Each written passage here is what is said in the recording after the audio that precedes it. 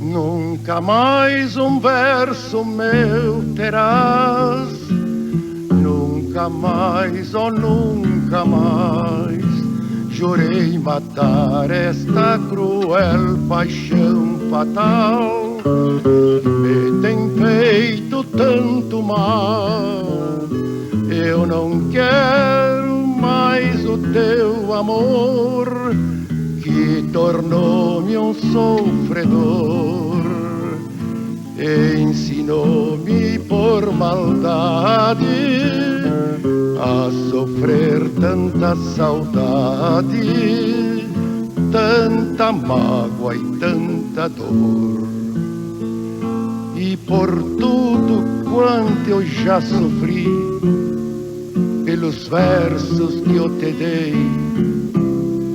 adorar-te para sempre eu quis, mas fizeste-me infeliz. Porque não tem dó de mim.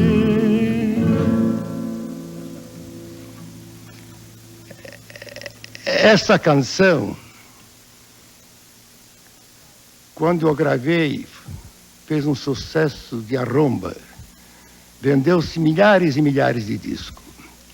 Acontece que o sucesso foi tão grande que até o suicídio chegou.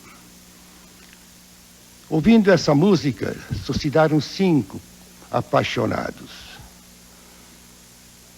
Dito, escrito por jornais e dito por cartas. Esses apaixonados tocaram esse disco, depois liquidaram com a vida. O nome dessa gente eu não sei, não. Mas tem um que chama-se Ramiro, e a pequena chamava-se Lídia, não sei o que, mais ou menos. Eu não me lembro mesmo, o nome certo eu não me lembro. Um foi em Campinas, outro foi em Limeira, outro foi em Curitiba, outro foi em Rio Bonito. O ano foi de 1930, 1929, em diversas épocas diferentes de um e de outro, né? Os suicídios. Tanto é que a Carioca do Rio dá essa nota que está no meu álbum. E de Limeira está até os dois. Tem a fotografia, uma reportagem da Gazeta, os dois mortos na cama, ele com o revólver no peito. A minha primeira gravação foi em 1912. Era o tempo das modinhas. A modinha antigamente era a música mais cantada no Brasil. E havia uma pequena que morava na Rua do Gasômetro. Uma namoradinha, né? Eu tinha uns 14 para 15 anos. E gostava dessa menina. Chamava-se Madalena. Então eu quis fazer uma modinha com o nome dela, para ver se ela gostava de mim, cantando, fazendo uma serenata. Eu fiz uma serenata, mas mesmo assim não deu certo, não. Não quis saber, não. Um dia, quando a sorte nos deixar, um instante da nossa negra dor, desprende, oh Madalena, as tuas tuas tranças na fronte deste teu triste cantor. Desprende, ó Madalena, as tuas tranças na fronte deste teu triste cantor.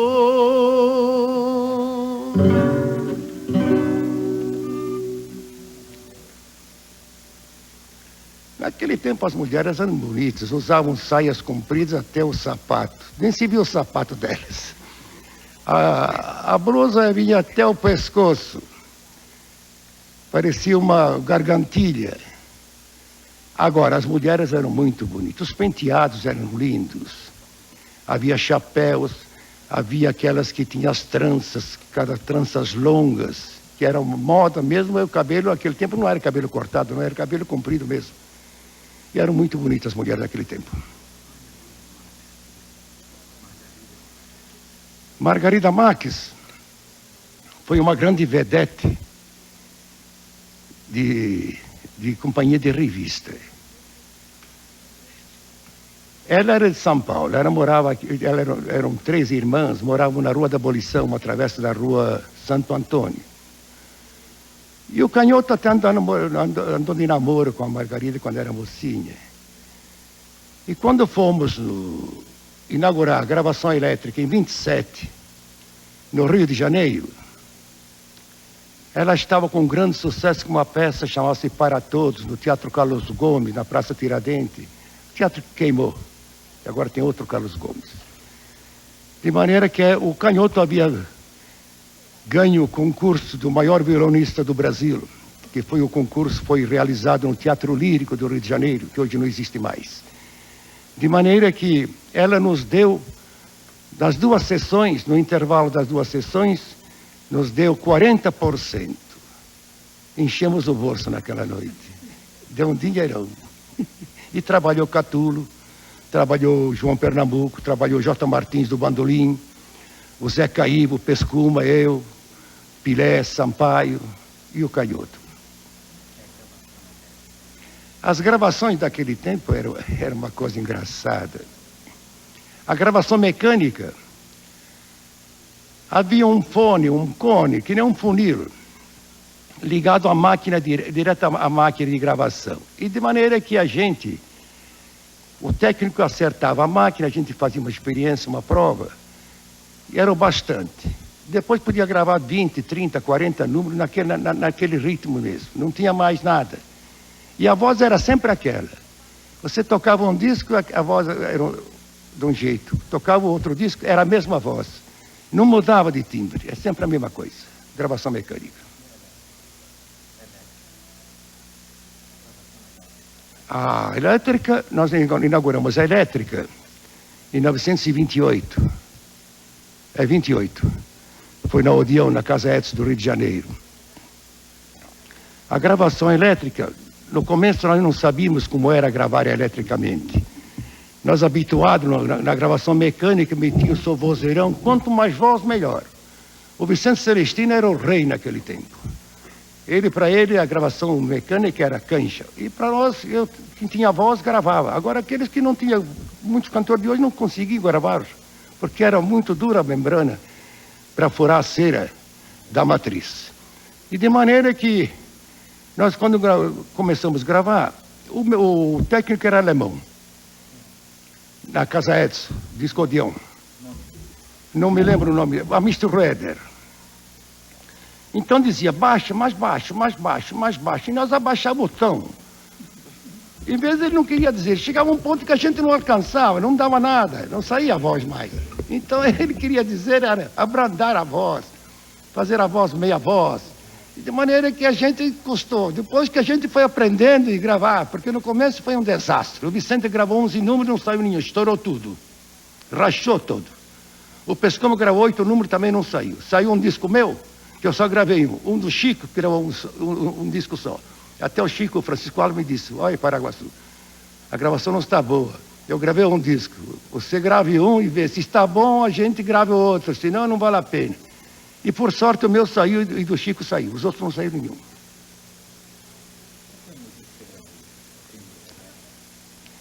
As primeiras músicas. A mecânica. A elétrica. A gravação elétrica foi Choça do Monte, de Catulo. E uma letra de Casimiro de Abreu, do livro As Primaveras, chamado Bercitúmulo, o título. E eu fiz a música e gravei Bercitúmulo e Choça do Monte. É que não me lembro agora. A Choça do Monte, a Choça do Monte.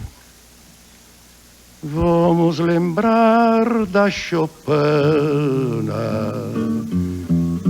de La Vinha do Monte. Não me lembro mais, sabe? Já faz tempo. Já faz tempo, não me lembro.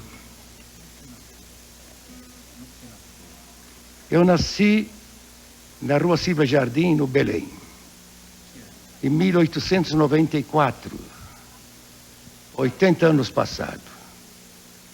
E me criei no Brás, e moro no Brás até hoje. Lá constitui família, tudo no Brás.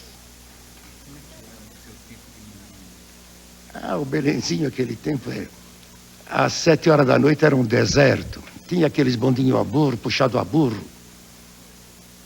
E os lampiões de gás.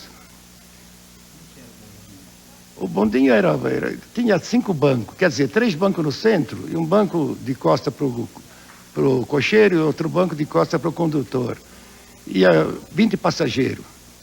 E pagava-se um tostão a passagem.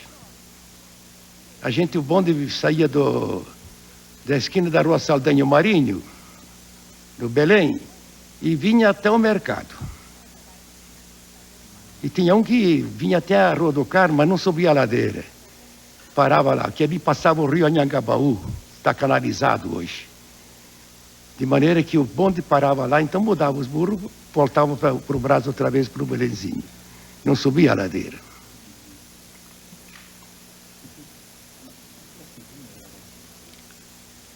A segunda gravação que eu fiz já no Baito, na Colômbia, foi Lamentos.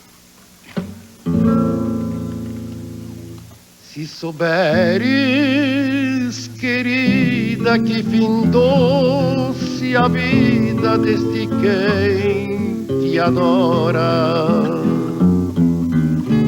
não verta teu pranto por quem sofre tanto, tanto padece agora. Só porque juraste e depois deixaste de cumprir a jura que fizestes quando eu também jurando de amor perjura. Só porque juraste e depois deixaste de cumprir a jura que fizestes quando eu também jurando dei-te amor perjura.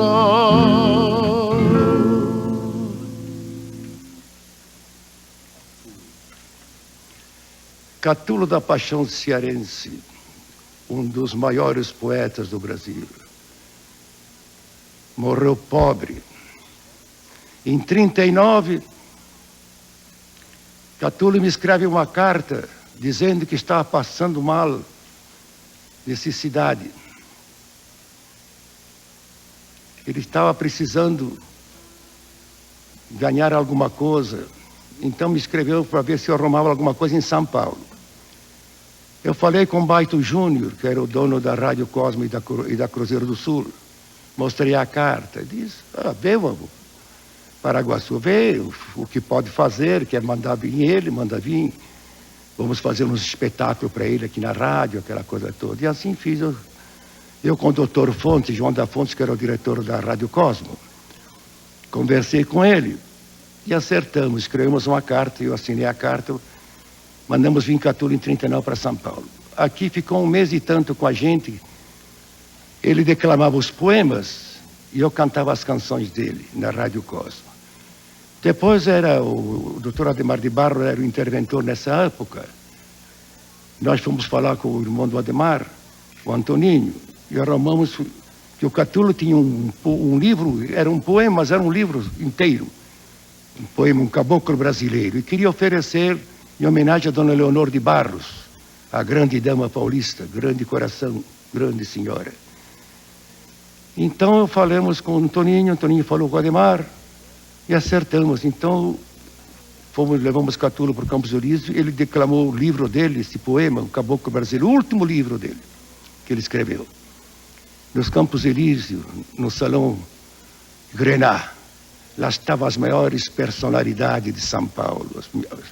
Estava o Chateaubriand, estava o arcebispo Dom Gaspar. Mas foi um sucesso, declamou 2 horas e 40 minutos.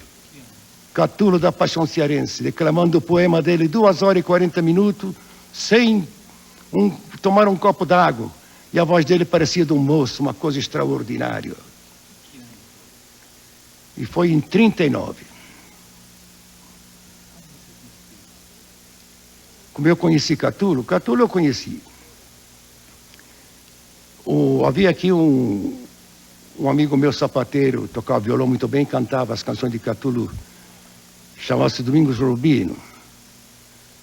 E ele tinha um casal de cachorros policiais. E tinha o Dr. Mortinho Nobre, um grande médico miopata.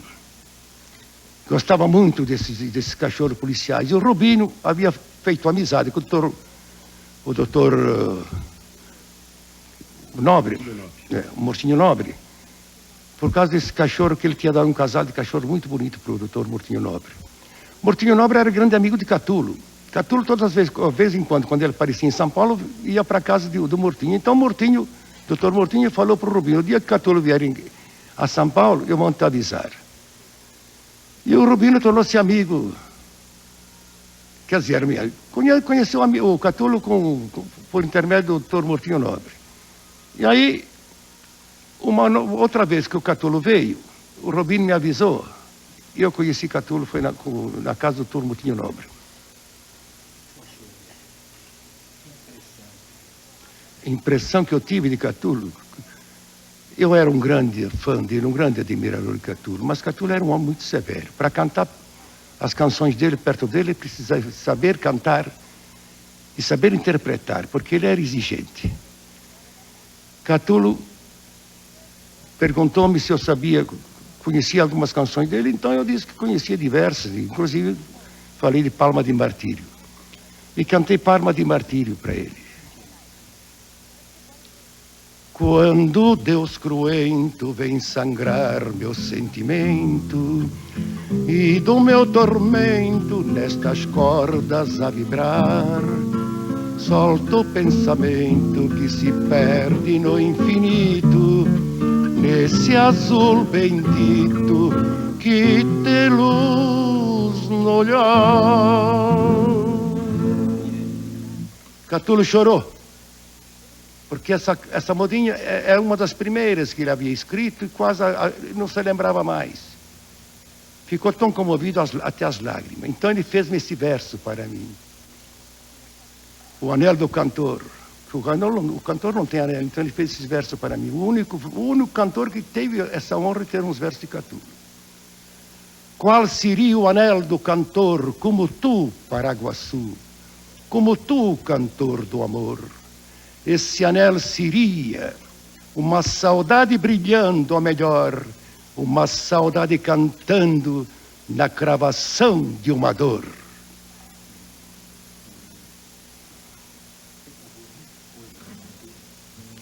Eu gravei de Catulo diversas músicas, Talento e Formosura, Ontem ao Luar, Luar do Sertão, Poeta do Sertão, Enxossa do Monte, Palma de Martírio, O Beijo, uma batelhada de música deles.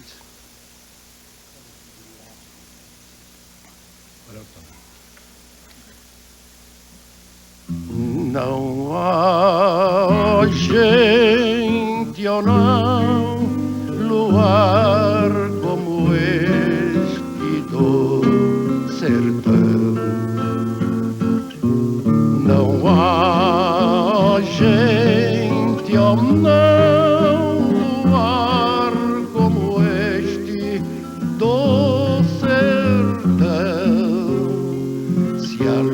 lua nasce por detrás da verde mata, mas parece um sol de prata prateando a solidão. A gente pega na viola que ponteia a canção e a lua cheia a nos nascer do coração. Não há, ó gente, ou não, luar como este do sertão. Não há, ó gente, ou não, luar como este do sertão.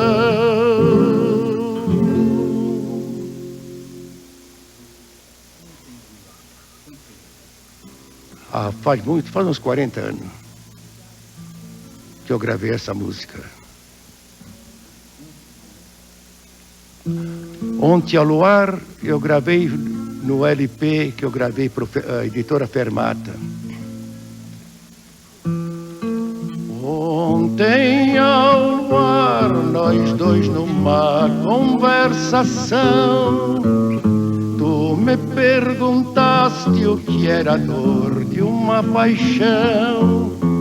Nada respondi, calmo assim fiquei, mas fitando o azul do céu e a lua branca te mostrei, mostrando a ti dos olhos meus correr sem ti uma nívea lágrima, eu assim te respondi. Fiquei a sorrir por ter o prazer de ver nos olhos uma lágrima correr. Esta música Catulo escreveu para uma namorada que ele tinha, chamava-se A Coleira. Ele deu o apelido de coleira porque ela usava uma gargantilha de veludo no pescoço. Então, ele gostava muito dela e ela gostava de Catulo, mas os pais não queriam o casamento porque Catulo era seresteiro, era boêmio, aquela coisa toda. Então, falou para ela que ele não se negava que ele namorasse ou casasse com a filha, mas que ele deixasse a boemia, deixasse o violão e a serenata. Ele disse, não, eu prefiro a serenata, a boemia e o violão, porque eu escrevendo, eu me lembro de você, e se eu deixar isso aí, eu não me lembro mais de nada. E deixou ela por causa da boemia e do violão. Isso, talento e formosura, também tem uma história, isso aí. Isso era uma criatura que Catulo estava cantando uma noite. E Catulo era feio, era baixinho e feio.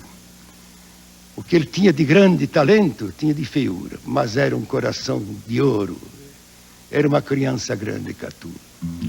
Então ele estava cantando, essa moça estava fazendo pouco dele. Então, era uma moça muito bonita, não é? Então ele disse, algum dia vou escrever uma canção, uma modinha, e vais ver o que é a beleza e o que é o talento. Então ele fez isso, que é o talento e a formosura. Que a formosura, a beleza é transitória. Morreu, acabou, não é? Transforma-se inverno em podridão, mas o talento morre o autor, mas fica os versos, fica os livros pela posteridade, né? Então ele fez isso. Tu podes bem guardar os dois da formosura, que o tempo um dia de implacável trucidar. Tu podes bem viver o fana da aventura, que a natureza cegamente quis te dar.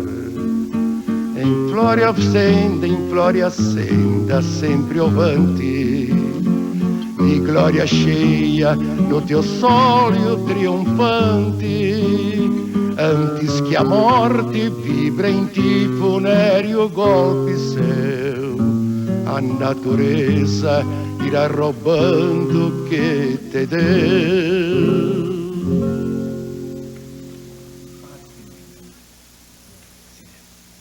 Falar do cinema. O cinema, no meu tempo era o cinema mudo, ainda não era o cinema falado, mas o Lulu de Barros, que depois teve a Cinédia do Rio, ele tinha o Moulin Bleu na Praça da Sé, e eu fiz uma temporada lá, fiz um contrato de 1 mês, fiquei 2 meses, agradei bastante. Então ele quis fazer um filme falado, mas de falado não tinha nada, só tinha eu cantando. Então ele falou comigo que queria fazer esse filme, se eu trabalharia no filme. Eu disse, mas fazer o quê? Eu sou ator ou não sou ator? Não, você vai cantar umas músicas de sucesso, aquela coisa toda. E me explicou como ia fazer. Se você não vai cantar, você vai só movimentar, fazer dublagem, que agora chama-se dublagem. Né? E acertamos, eu fiz. Cantei Bem TV e Triste Caboclo. Fomos filmar num sítio lá em Santo Amaro, eu e Genésio Arruda. E trabalharam outros artistas também. Mas ele preparou um alto-falante e uma vitrola. Então José Del Picchio, o irmão do grande poeta Menotti Del Picchio, era o operador. Ele, com a máquina, me apanhava, eu dublando, mas com violão, né? Fazendo dublagem. Então o disco tocava, com o alto-falante eu via o disco tocar, então eu fazia. Eu via, bem TV, não me venha espiar. Mas só o movimento. Quando estreou o filme no Santa Helena, foi um sucesso de arromba. 3 sessões por dia. Precisaram pôr a polícia porque quebraram as colunas lá na sala de espera. Tanta gente queria entrar. E foi um sucesso, ganharam um dinheirão. E eu ganhei só 1,5 conto. Foi em 1928. Depois desse filme fizemos Campeão de Futebol, fizemos Coisas Nossas. Campeão de Futebol, mesmo dublagem. Agora, Coisas Nossas já foi com Vitafone, disco 33. Em Coisas Nossas, em Campeão de Futebol trabalhei eu, Genésio Arruda, o Ministrinho, o Tufi, o goleiro falecido também, e Federach, no Campeão de Futebol. Não, jogaram. Houve um jogo de futebol, então o Tufi era o goleiro, o Genésio era atacante. Na hora que chutou, escapou o sapatão dele. E o Tufi pegou o sapato, no cheirado, desmaiou.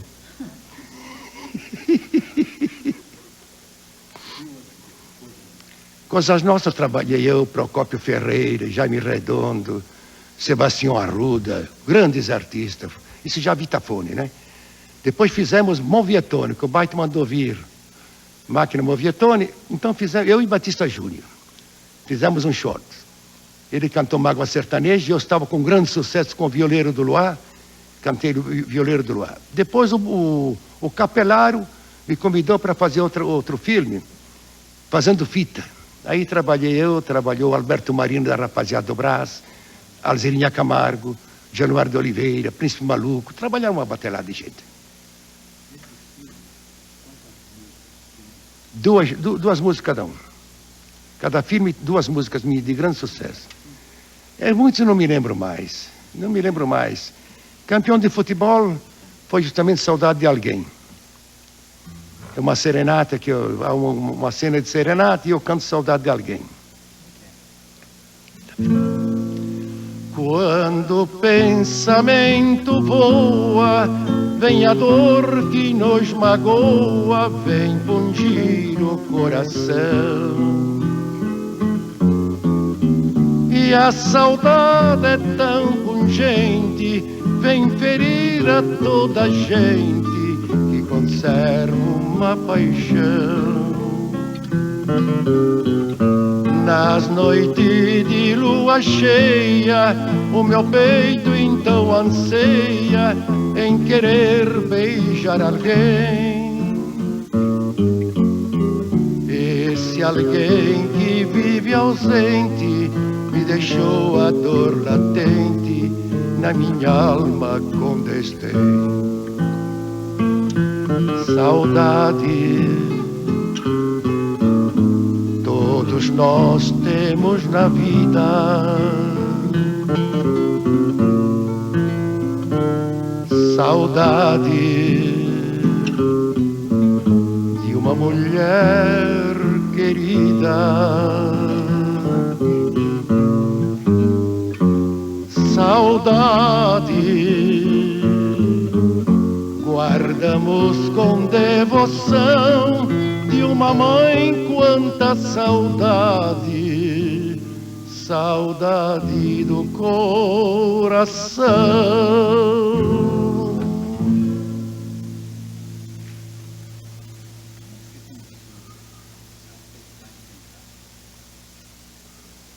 Quando isso iniciou? Por que isso iniciou?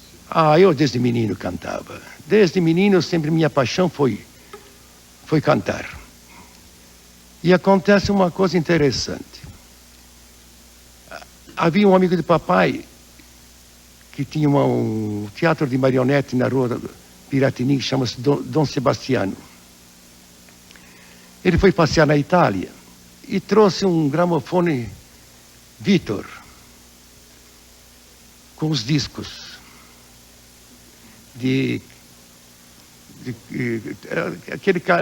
a corneta comprida, longa. Era um cachorrinho. E aí o cachorrinho que escutava a voz do dono. Então,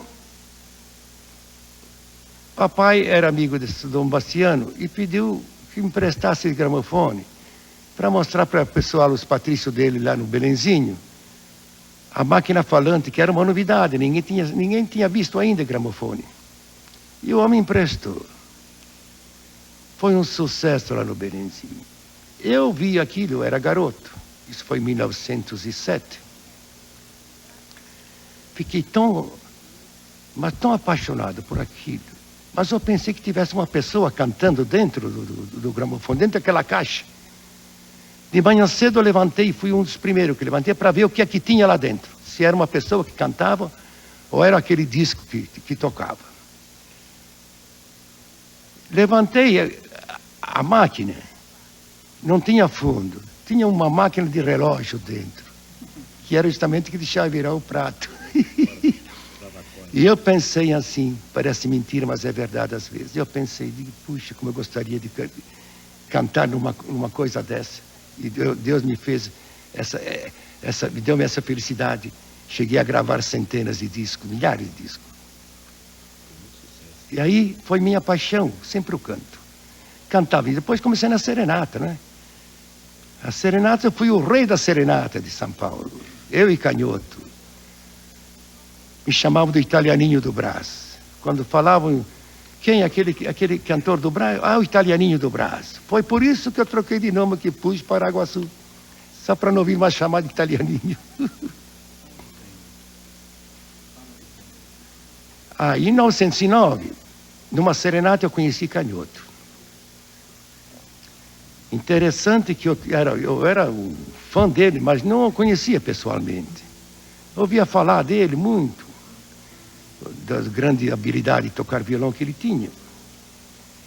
E nessa serenata conheci o Canhoto. Nos tornamos amigos, mas grande amigo. Eu tinha estado numa serenata numa festa de aniversário na Rua Taquari, na Moca. E na volta, eram 3h30 da manhã, íamos para a cidade, pela Rua da Moca. Quando chegamos perto da Rua Borges Figueiredo, vimos uma voz bonita cantando. Eu me apaixonei pela voz, disse, quem será que está cantando essa voz tão bonita? Estava cantando uma canção de Catu. Aí fomos aproximando e vimos que era na Rua Borges Figueiredo.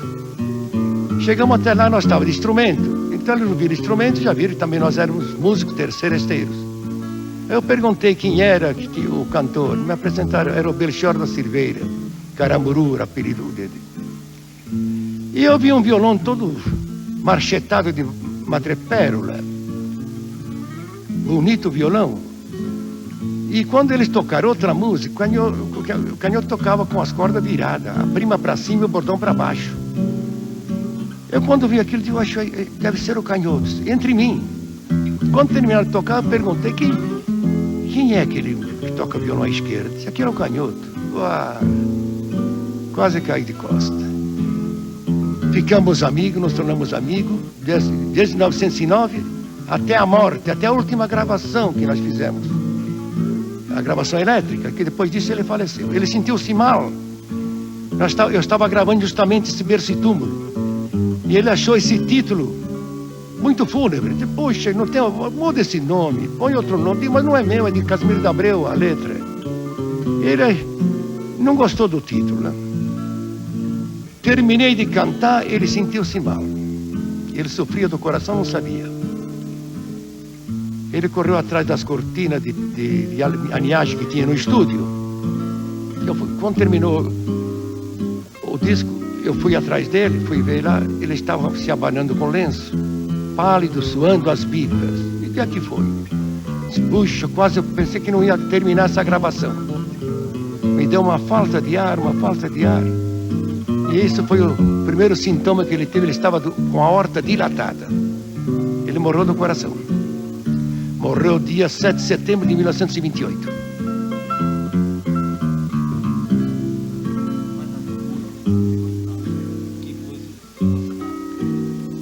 Ele tinha Abismo de Rosa, Marcha dos Marinheiros, tinha Santa Terezinha, Reminiscência, Triste Carnaval. E tinha umas músicas lindas, lindas.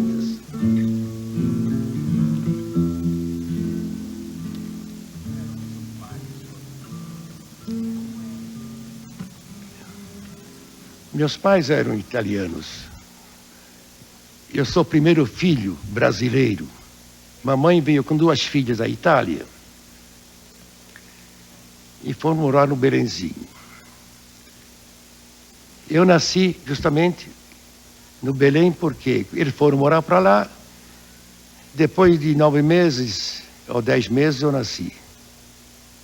E fui o primeiro brasileiro. Mamãe teve mais 3 homens no Brasil. Teve 4 filhos homens no Brasil. De maneira que eu tornei-me o primeiro brasileiro da família Ricciardi. Meu pai, se era bravo, se era bravo. Naqueles tempos os pais eram severos. Qualquer falta era correia que vinha em cima. É, correia. Eu apanhei muito de correia. É, papai era bravo. Minha mãe era boa. A mãe sempre é mais carinhosa. É, a mãe sempre abranda os filhos, sempre... De vez em quando ela me dava também umas pancadinhas, né? Porque eu fui muito peralta, muito danado. Eu fui danado quando era garoto. A comida, se mangiava bene, dice l'italiano in quel tempo. Comia-se bem mesmo. Havia fartura de tudo. Havia de tudo. E a maioria das coisas era vinho estrangeiro, azeite estrangeiro. Custava uma lata de azeite estrangeiro, 1.200. Um garrafão de vinho, 5 garrafas, 5 litros de vinho, ou 5 garrafas, 5 litros, não é? Custava 3 mil réis. 3 mil réis. Um garrafão de vinho. O meu prato predileto era arroz e feijão. Parece mentira. Parece mentira. Eu saía da escola, nós tínhamos armazéns secos e molhados. Papai tinha ferraria, era um prático de veterinário. E eu saía da escola, então chegava na porta da venda. Minha mãe estava no balcão. Disse, mãe, o que a senhora fez hoje? Minha mãe disse, entra para dentro, vai para lá, vai ver na cozinha o que está. A senhora fez arroz e feijão?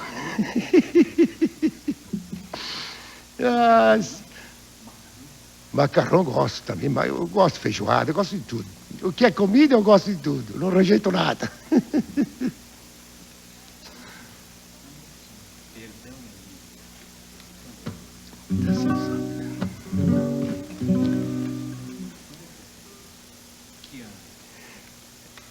Isso faz, eu gravei há uns 40 anos, perto da Emília. Mas isso é um arranjo meu, não é minha. É arranjo meu. Essa música não se sabe quem é o autor, não se sabe. Eu fiz o arranjo e gravei. Já tudo dorme, vem a noite e meio, a turva lua vem surgindo além. Tudo é silêncio, só se vê na campa piar o mocho de cruel desdém. Monstro tirano, pra que vens agora lembrar-me as mágoas que eu por ti passei, lá nesse mundo em que eu vivi chorando, desde o instante em que te vi, te amei.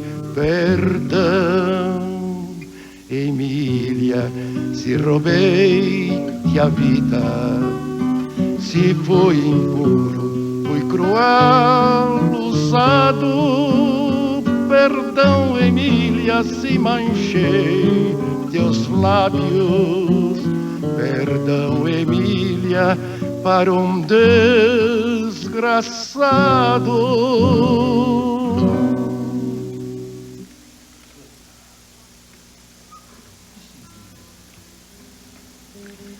Pixinguinha, aí nesse álbum estou eu, ele de saxofone.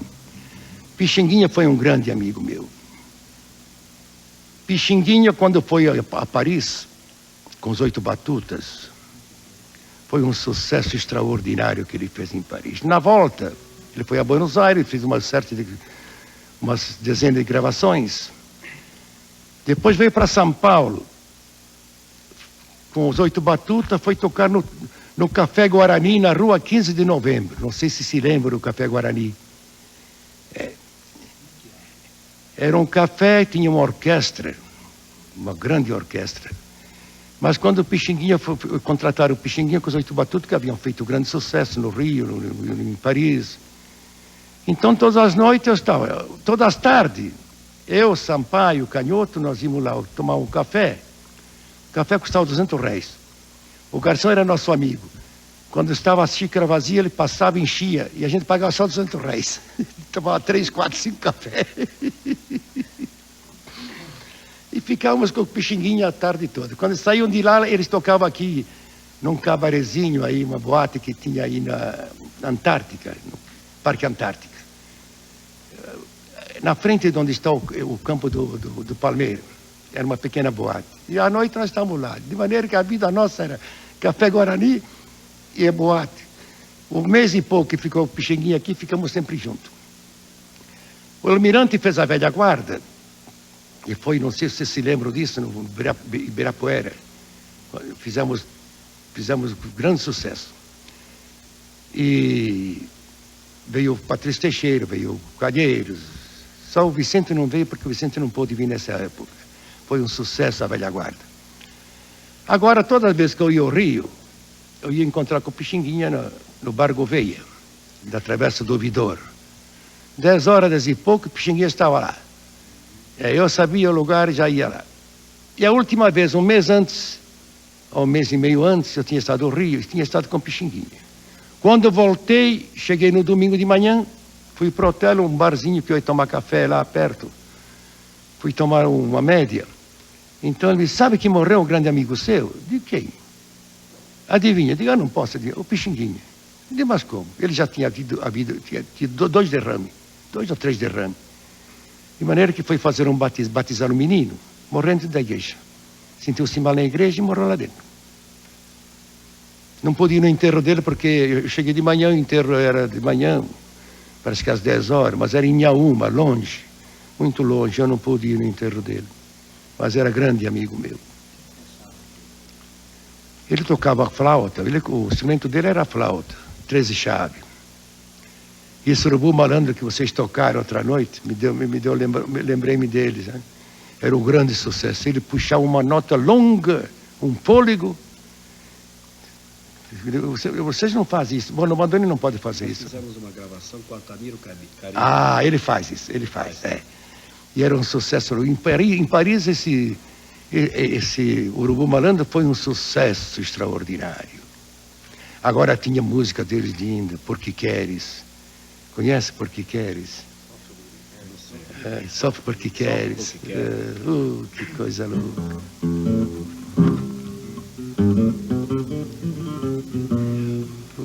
coisa bonita. O Pixinguinha foi muito grande. Como músico extraordinário. Conhecia música. Os arranjos dele musicais eram coisa que a gente ficava bobo de ver. Onde ele acertava, fazia aquelas harmonias extraordinárias. Coisa bonita. As orquestrações dele, coisa bonita. Ele era muito inteligente.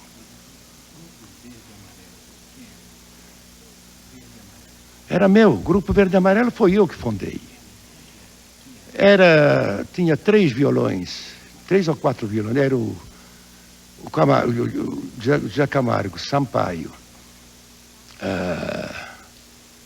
o Chaves, e eu grei 4 violão, flauta, o garoto do banjo tocava cavaquinho.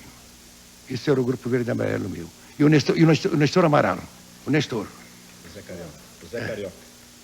Não, o Nestor Amaral não. O Zé Carioca é o Zezinho. Zezinho. O garoto quer dizer, ele foi viajar comigo com menor de idade, tinha 14 anos. Ele não podia viajar, eu tive que ser tutor dele. Eu fui no juiz, o juiz me deu autorização. Viajamos ele e Batista Júnior, o pai da Dircinha. Fizemos viagem. Aí está.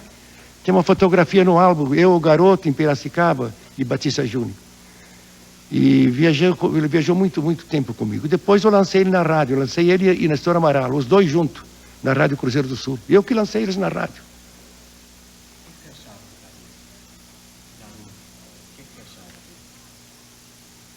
O que eu achava do garoto? Aquele era um fenômeno. Ele é que nem o Zé Carioca, tocava todo instrumento de corda, até piano. Parece mentira. Não, mas tem de cavaquinho, tem de banjo, eu gravei com ele de violão tenor e outro de bandolim. Eu gravei uma valsa napolitana, mas em português, que eu fiz o título napolitano, ele fez de bandolim, as introduções, uma coisa maravilhosa. Era um gênio. Morreu moço. Também coração. Nestor Amaral também morreu de coração. Parece mentira, hein? Celestino? Ah, esse foi grande demais. O Vicente foi um grande amigo meu. Ele foi um grande artista, grande ator, grande cantor. Foi um dos grandes esteios da música popular brasileira. Vicente Celestino. Conheci o Vicente em 19, no Rio. Ele já tinha gravado, ele começou a gravar em 14. Já havia gravado 5 anos depois que ele começou a gravar. Que me apresentou ele foi o Canhoto. O Canhoto era amigo dele. Ele me apresentou e eu me tornei amigo do Vicente também. Chico Alves eu conheci ele menino, 18 anos. Chico conheci ele com 18 anos.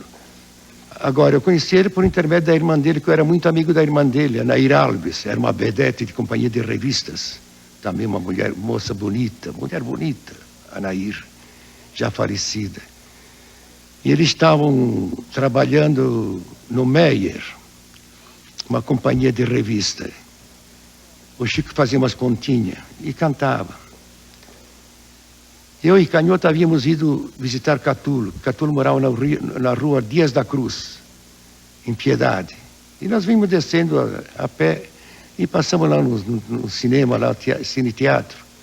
E vimos anunciado lá, a companhia estava a Nair. E vamos visitar a Nair, E fomos assistir. Fomos visitar a Nair no camarim e aí ela me apresentou o Chico. Tinha 18 anos, Chico. Grande cantor, grande.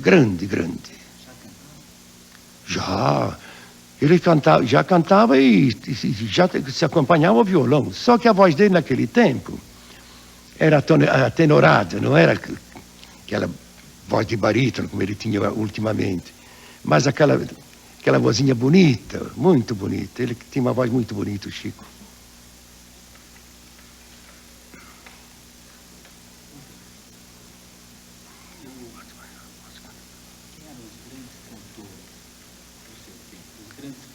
Os grandes cantores do meu tempo era o Vicente, era o Chico, daquele tempo. Era o Gastão Formenti, era o Wilmer, Roberto Wilmer, era Mário Pinheiro. Esse foi grande, Mário Pinheiro. Que cantor! Chegou a ser o maior baixo lírico da América do Sul, brasileiro. Foi o maior cantor de modinha. Baiano, Cadete, Zusa, Castro, Vicente, já falei, Vicente, né? Eduardo das Neves. E esquecendo o Eduardo, e esquecendo de um grande amigo meu. O Eduardo eu conheci também em 1909, trabalhando num festival dele no Circo Spinelli, na Rua Pratinim, onde está a escola Getúlio Vargas. Hoje era um terreno baldio. E lá instalavam circos, né? E eu cantava num café na esquina da Piratininga com a Rangel Pestana, café do italiano chamado Donato. Eu cantava lá, e eles, quando saíam do circo, iam fazer lanche, tomar aperitivo lá nesse café. E uma noite eu estava cantando, e estava o Eduardo com diversos artistas do circo, e veio o garçom, me chamou, diz: olha, tem aí uns artistas do circo que querem falar com você. Estão naquela mesa, me apontou a mesa. Eu fui até lá e vi esse Eduardo. Era um espadoado maior do que eu, grande, um crioulo mesmo, preto, mas tinha um coração branco, era uma alma muito boa. E aí começaram a fazer pergunta. Eu já estava meio chateado de tanta pergunta, sem saber quem era esse crioulo que estava falando comigo. Então, daqueles lá, percebeu que eu já estava cansado. Disse: sabe com quem está falando? Com o grande cantor Eduardo das Neves. Eu conheci ele pelos discos. Outra alegria que eu tive grande. Aí eu fiquei contente de conhecer ele. Ele me convidou para cantar no circo, no festival dele. Mas eu tinha medo de cantar em circo, sabe? Eu nunca tinha cantado. Digo: não sei se me ajeito a cantar no circo. Digo: não, o circo é a mesma coisa que o teatro. Você não canta no café? Então, circo é a mesma coisa que cantar no café. Dizia: mas eu tenho gente de todos os lados. A gente fica no meio, gente pelas costas, pela frente. Digo: eu tenho receio que eu fico nervoso. Digo: não, você não vai ficar nervoso. Você quer ir trabalhar? E cantei no festival dele. Quando terminou o festival, ele me deu uma notinha de 20 cruzeiros. 20 merréis naquele tempo, meu filho, era uma fortuna. Uma notinha dobradinha, eu peguei, pus no bolso, não vi, mas depois fui ver, né? Fui ver logo, ansioso para ver quanto era. Era 20 merréis. E daí tornei-me grande amigo do Eduardo.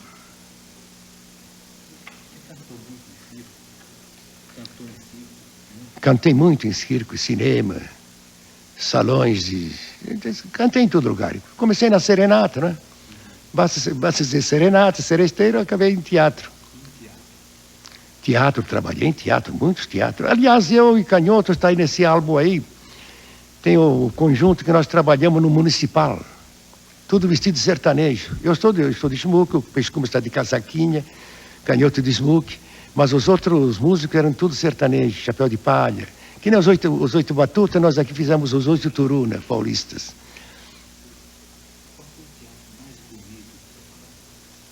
Mais bonito de todos? Foi o Municipal, uma coisa lógica.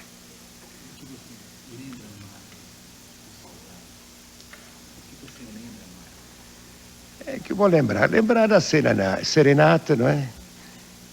Tempo da serenata. Serenata era uma coisa extraordinária naquele tempo. Que hoje a gente precisa falar, mas assistindo uma serenata, a gente dormindo, ouviram uma flauta chorosa, uns violão plangente naquela hora de madrugada, a gente acorda com o coração triste, de alegria e de tristeza, dá vontade de chorar, porque aquela música é chorosa, de madrugada, especialmente alguém que tem algum sentimento na vida, chora mesmo, não tem que ver. Então as serenatas nós fazíamos, não tinha dia certo, podia ser de segunda, podia ser de terça, de sábado, mas nós fazíamos serenata todo dia.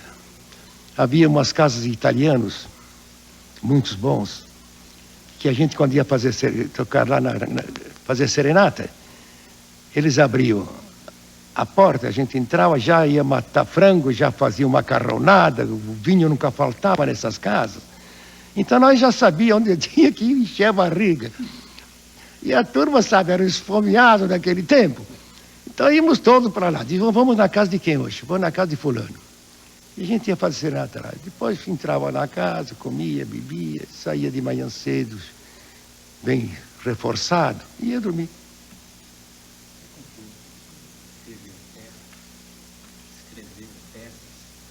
Eu tenho 3 peças de teatro. Tenho a Porteira Velha, que eu lancei na Casa de Caboclo do Rio. Trabalhou Cadeiros, trabalhou Jararaca, trabalhou Ratinho. Dorvalina Duarte foi a vedete. Trabalhou o Matinho. Essa peça fez um grande sucesso. Porteira Velha. E tenho a Canção do Carreiro. São burletas musicadas, né? Tem diversas músicas. E tenho a Mulata da Favela. Tenho 4 livros. 3 de canções, 1 de poesia. Tenho Lira do Paraguaçu, esgotados. Tenho O Cantor das Noites Enluaradas, que eram meus longs na rádio, nos teatros. Paraguaçu, O Cantor da Noite Enluarada. E tenho O Cancioneiro do Brasil, também livro de canções. E tenho um livro de poesia, Buquê de Rimas. Tenho 3 métodos de violão práticos. Foi um dos primeiros métodos que se fez práticos, eu e Canhoto. O meu vende essas batelhadas, edição Vitale, vende-se muito esses métodos do Vitale. Outra é do Fermato e outra é da Casa Ricordi. Os métodos de violão. Sou pioneiro de rádio. Primeiro cantor que apareceu em rádio em São Paulo. Tempo de Galena, não existia microfone. Cantava-se num bocal de telefone. De maneira, em 24, inauguramos a Rádio Educadora. Eu e Canhoto, Alberto Marino, era o trio bandeirante, Alberto Marino de violino, Bevilacqua de violoncello e o Artidoro Pigatti de piano. Trio bandeirante chamava-se. Sou recordista de gravações. Fui o primeiro cantor que conseguiu gravar disco de São Paulo. Sou o primeiro cantor paulista que gravou disco. Dinheiro? Ganhei muito, rios de dinheiro. Mas não aproveitei porque ajudei a muitos que precisavam. E a muitos que não mereciam. Porque a gente às vezes ajuda pessoas que não merecem. Aqueles que precisavam, eu me sinto feliz de ter ajudado. O meu dinheiro não era meu só, era de todos que precisavam. Eu às vezes tirava de mim ou da minha família para dar aos outros. Não guardei nada, meu filho, mas sou feliz porque tenho saúde. Não me falta nada com a graça de Deus, sou muito feliz. O dinheiro não traz felicidade, não.